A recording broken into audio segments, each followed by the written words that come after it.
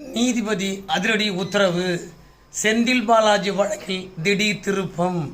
என்ன ஆச்சுன்னு கேட்குறீங்களா?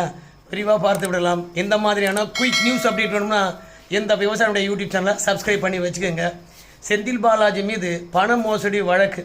போக்குவரத்து துறையில் வேலை வாங்கி தரேன்னு சொல்லிவிட்டு செந்தில் பாலாஜியும் அவங்க நண்பர்களும் நம்பிக்கை துரோகம் பண்ணி போட்டாங்க, கொலை முயற்சியில் ஈடுபட்டாங்க, மோசடியில் ஈடுபட்டாங்க. இந்த 3 பிரிவின் கீழாக மத்திய குற்றப்பிரிவு காவல்துறையினர் வழக்கு தொடர்ந்து எம்எல்ஏ எம்பிக்கள் நீதிமன்றத்தில் விசாரணையில் இருக்குது. ஆனால் செந்தில் பாலாஜி வழக்கு விசாரிக்கப்படாமல் கிடப்பிலே இருக்குது. ஏன் விசாரிக்கல அப்படின்னு கேட்டால், தமிழக அரசாங்கத்தினுடைய பொதுப்பணித்துறையில் இருந்து அனுமதி கிடைக்கல அப்படின்னு சொல்லிக்கிட்டே இருக்காங்களாம். எப்போ தான் தமிழக அரசாங்கமானது அனுமதி கொடுக்கும்?